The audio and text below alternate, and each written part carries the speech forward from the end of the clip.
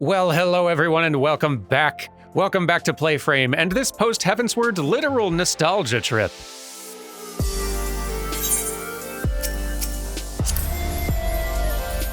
Which I am very much enjoying. Now, let's continue where we left off, which is to say here with this Sultan Sworn Elite who just cannot find where the Lady Lilira, wink wink, has gone. Hello. The Sultan Sworn Elite sports a faintly troubled expression, as if straining to remember something important. Wait, I know you. You're Durman Durami. What a stroke of luck. I can think of none better qualified to help us. You see, it's no mere noblewoman that we seek. But Master Papashan was most explicit about the need for secrecy. Pray, forget I mentioned it. We'll find the lady on our own. Good cover. What cruel fate to lose her father as a child, and be compelled to rule in his stead, and how the years had tempered her dreams and taught her, sometimes brutally, the price of naivety. Though outwardly unscathed by her ordeal, it was a wiser and more wary Nanamo who reclaimed the throne. Probably for the best. But it looks like we're headed to Revenant's Toll next. And here we are. Lovely looking. Alien, hello. There you are, Durman. Higiri told me of your pilgrimage. I knew it was only a matter of time before you sought me out. I too have been reflecting on the choices which shaped my path. When I took to the road with my grandfather, when I joined the Crystal Braves, when I tried and failed to warn you before the banquet. I had my suspicions about Wilred's death, that it was the work of a Garlean spy within our ranks, but I could not be sure who was involved, hence my desire to speak with you in private. I thought long and hard about how to approach you without arousing suspicion, mayhap too long. Eventually I decided to arrange a meeting through Mistress Mamodi. Little did I know that bastard Laurentius had seen me do it. Shortly thereafter, the Fourth received urgent summons. Needless to say, I had no choice but to answer, and soon found myself at the mercy of Captain Ilbert's band of traitors. They confined me to the Rising Stones, along with others still loyal to the Scions, Riol, Ethemy, Amgus. Quite what they planned to do with us, I couldn't say. Mayhap they thought we would turn, given time. The fools. Lieutenant Yuyuhase bid the Third keep us under constant guard, but when Captain Ilbert moved to carry out General Raban's execution, they were forced to withdraw all but a token force, which we took by surprise one night, and then it was over. One might argue that it turned out better than it had any right to, all things considered. Still, there are nights when I lie awake, wondering if I'd done things differently, if I'd been more careful or more decisive, what then? But there's naught to be gained from thinking thus. We must count our blessings, must we not? We are still here, and most of what was broken can be rebuilt. You'll see, Durman. You will see. I like your optimism, and I'm glad you're still with us. For the freedom of all. It had begun with an oath and ended with a betrayal, as the conspirators turned on their comrades for coin and country. The good and true were beaten and imprisoned, or else butchered where they stood. But even in their darkest moments, they never stopped believing that the dawn's light would shine again. Many a lesson was learned on that occasion, but it looks like we're going back to Ishgard now. Goodness, we do get around. And into the Sky Steel Manufactory, where we wait for someone, I guess.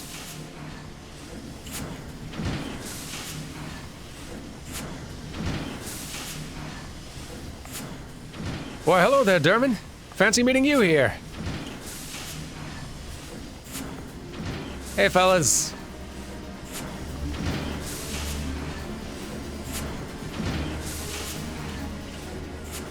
Reminiscing about the glory days, huh? We spent many a sleepless night hammering away in that corner of ours. How's your mana cutter holding up, by the way? Pretty good. I did pirating with it, sort of. That's good to hear. Not that I had any doubts, like. Our craftsmanship's second to none. Quite right. It'll take more than swirling winds and raging dragons to bring her down, and that, my friend, is an Ironworks guarantee. Speaking of which, on the back of the field test success, we've gone ahead and licensed the design for mass production. Soon the Sky Steel Manufactory will be churning out mana cutters by the dozen.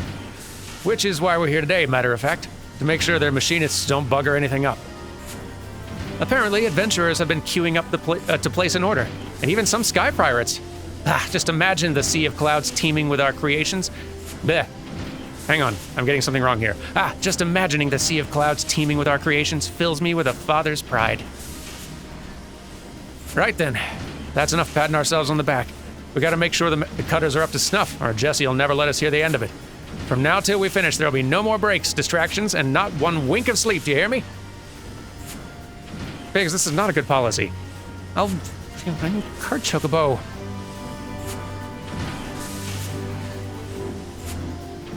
I'm starting to think this is an end joke of theirs. Well, we'll leave you to it. Till next time, huh?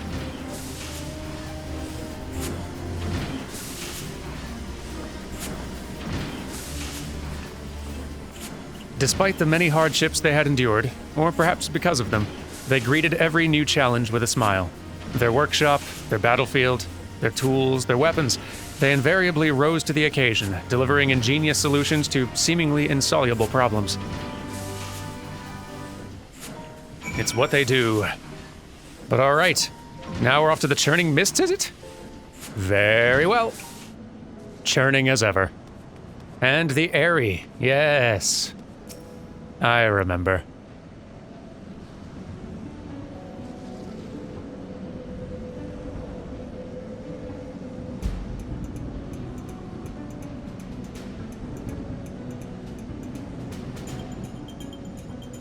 Through tempestuous winds they carved a path, breaching the dread worm's sanctum, and there did they put him to the sword.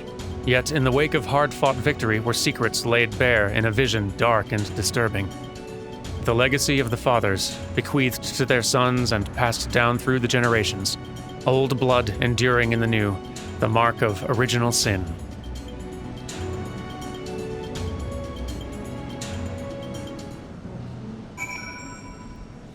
Next stop. Boy, good thing I'm using Snap Travel, or we would just be burning through Aetheryte money. Derman.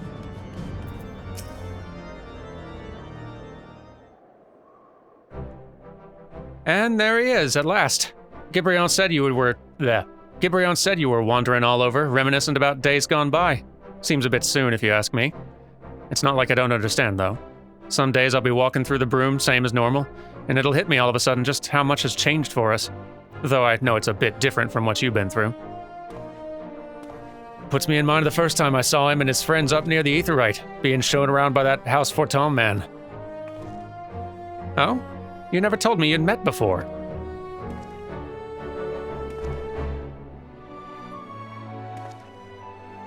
It weren't so much a meeting as a heckling, to be honest. When I heard their guide warning them off paying a visit to the broom, it stuck in my craw. And you gotta admit that Master Alpha knows the spitting image of a snotty little lordling. A little lordling that went on to fight 2 knights of the Heavensward with Derman here in a trial by combat. Not to mention helping retake the vault from the True Brothers. Fury have mercy, it feels like a bleeding lifetime ago, don't it? 'Cause it was. What we've got now's nothing like what came before. It's a bleeding rebirth is what it is. Cold comfort to the folk who died getting us here. Still, this peace is ours, and we owe it to ourselves to make the most of it. Meaning we gotta work twice as hard to make the broom a better place. And no more harassing blue bloods, neither.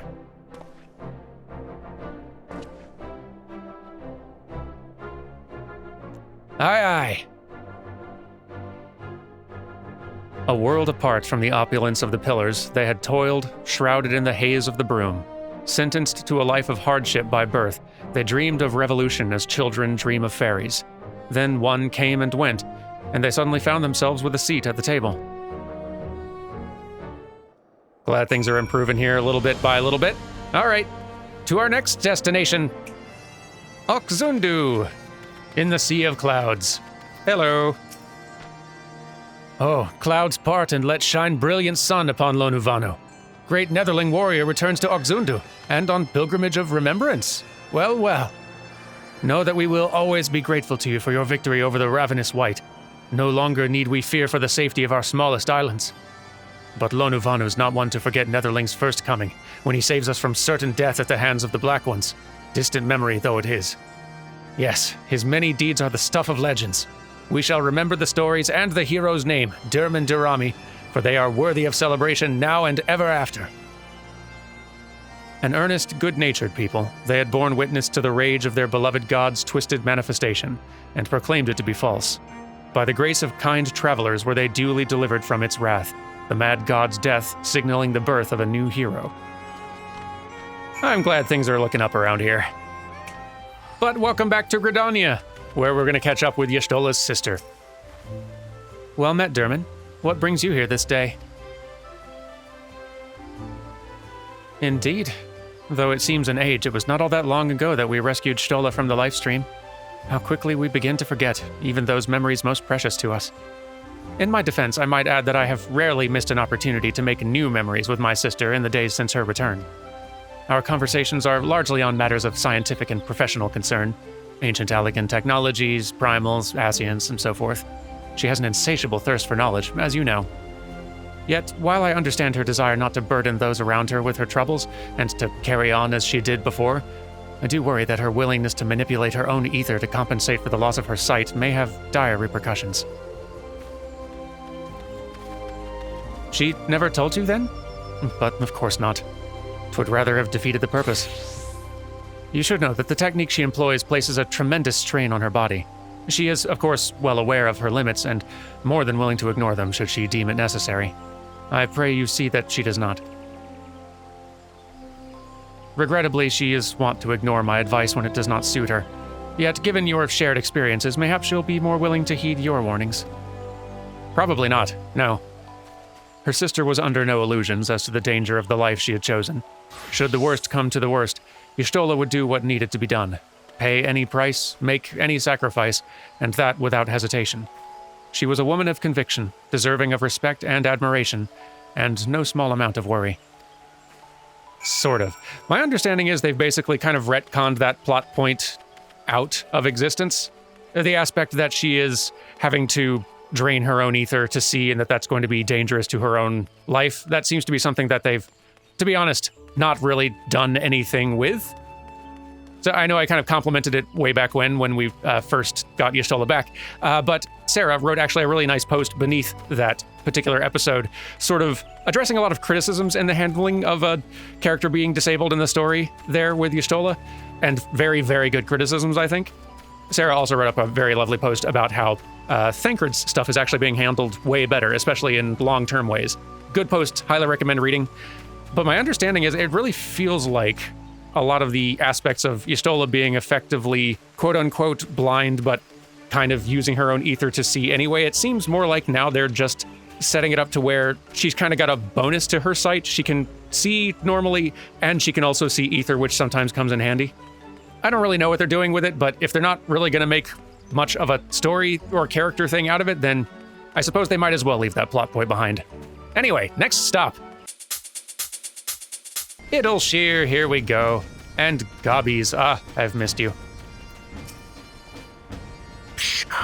Why must governing Great Gobby Nation be so difficult? Like herding curls, stupid curls with muchly differing views on Glorious Nation's future direction. There. Yes, Slowfix knows he's letting emotions run wild. Uplander's welcome voice of reason. Not like when Uplanders first returned to Idleshire, yes? So much venom in that one's tongue flaps, calling Gobbyflock thieves. But Slowfix saw a way to mutual understanding. Citizenship in society, first step in strengthening communal ties, gives all vested interest in continued prosperity of egalitarian utopia. I'm glad you've got a plan. And now I believe the last quest in this little series. For the final objective of this quest, you will receive no guidance from the journal or the duty list. You'll need to read the text carefully and decipher the clues to determine your next course of action. Really? Interesting, okay. I'll play your game. Slowfix is a goblin beset by troubles great and small. And now Slowfix bids Uplander fulfill civic duty as citizen of Idleshire with hands lending of great import. In caves south of settlement lives Old Crone, wielder of powerful magics used to craft make frogmen that chase away curious gobbies. Uplander has made many busy deals with Old Crone, yes? Then Uplander can appeal to Crone's better nature and make her call off frogmen harriers. I suppose I can.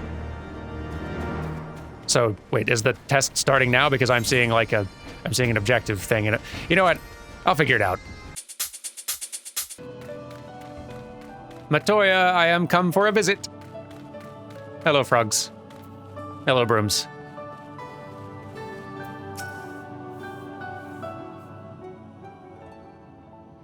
Well, this is a pleasant surprise. I am well aware that you're only here because you want something, but at least you didn't bring your little friends. So, out with it. Oh, is that what the goblins told you? That my servants were attacking their poor, defenseless scouts without the slightest provocation? Huh. The little buggers were trying to eat them. They're lucky I didn't have my pirogos return the favor. But you can tell them from me that if they try it again, I will personally feed them to my servants, one limb at a time. I do hope you didn't come all this way just to play errand boy for those dirty little scroungers.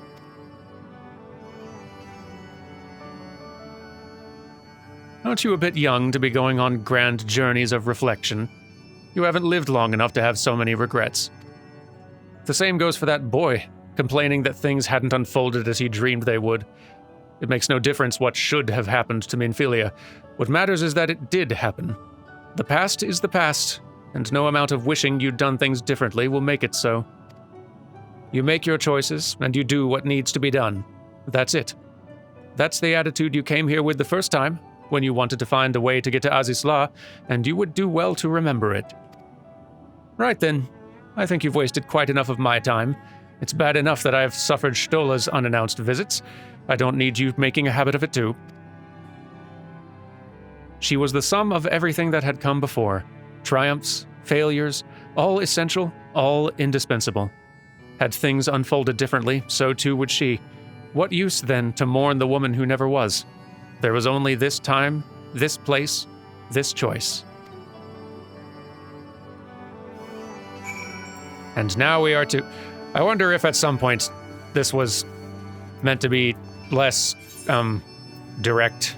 Maybe they've changed it, or maybe I haven't got to the hard part yet. Whatever. We'll find out. Ah, the land of yellow. Here we are.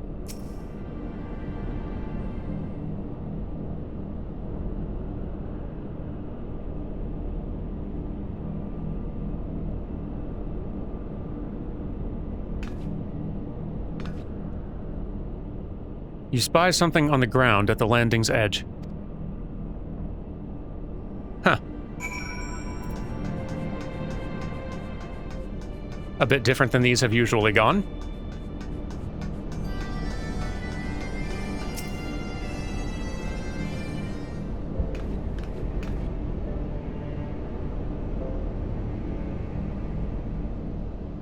A bouquet of fresh Nymea lilies lies at your feet, an offering for the departed.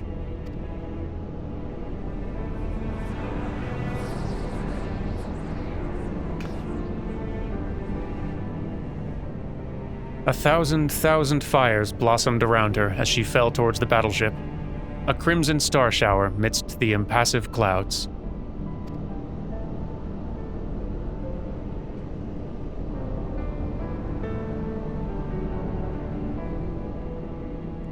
Then came the azure light, faint at first, soon blinding, then shattering, casting motes of diamond to the four winds.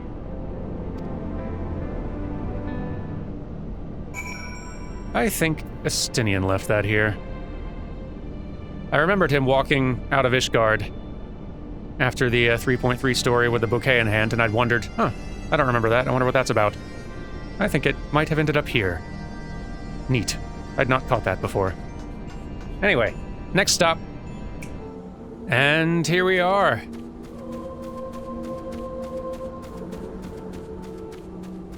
Hello again.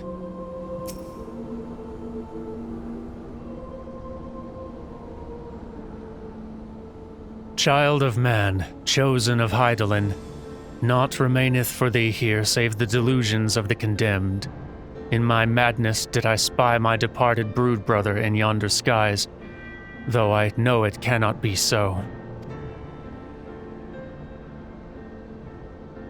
What sayest thou? My senses are yet mine own. Then He whom I saw was but my dead brother's rancor clad in mortal flesh.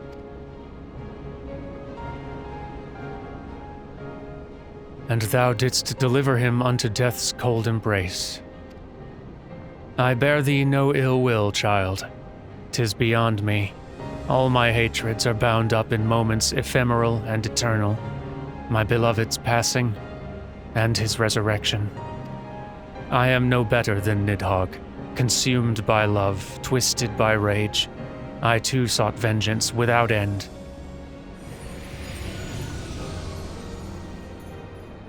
Yet thou hast since renounced it, hast thou not?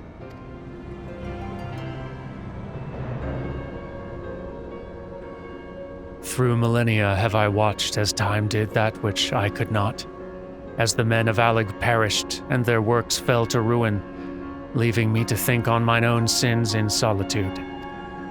What folly to despise man, his base desires, when hatred's hand so effortlessly drove me to take Ascian raid. Don't know that word, hope I said it right. Then look thou on him again with eyes unclouded, and mark how he laboureth to rise above his nature, how he and Tracevelger's brood now raise their voices in a shared song of peace. 'Tis my dearest hope that it shall prove the founding stone for a bulwark against the dark.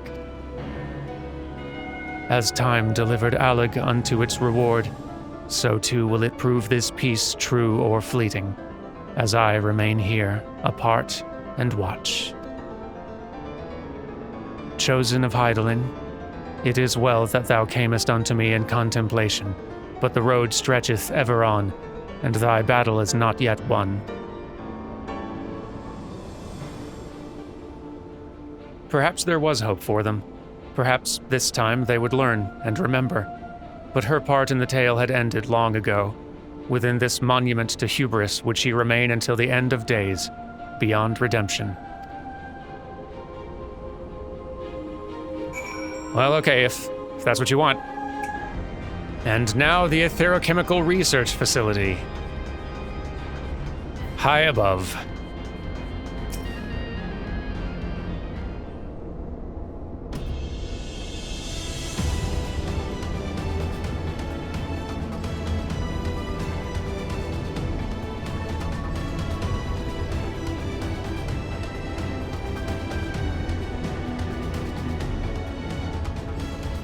The Undying Ones were defiant, disbelieving, even as death embraced them. Then the Knights too succumbed, loyal to the last to a cause long lost.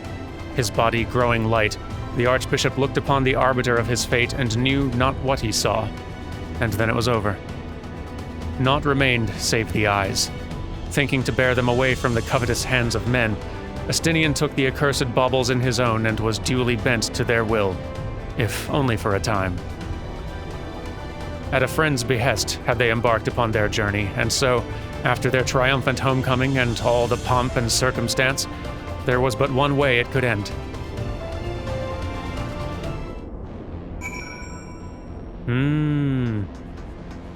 This one, well, it's not specific in terms of location, except... Oh, this time. All right, this time, I do have to figure out where to go. I have a hunch. We are tasked with paying respect to a friend. Oh. Well, hello. It doesn't get any easier, does it?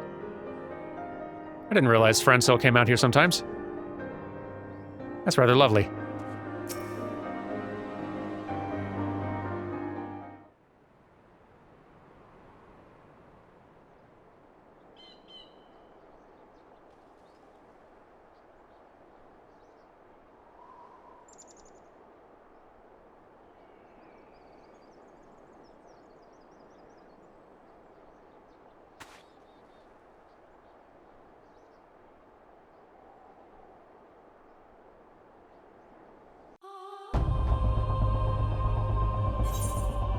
And there we are.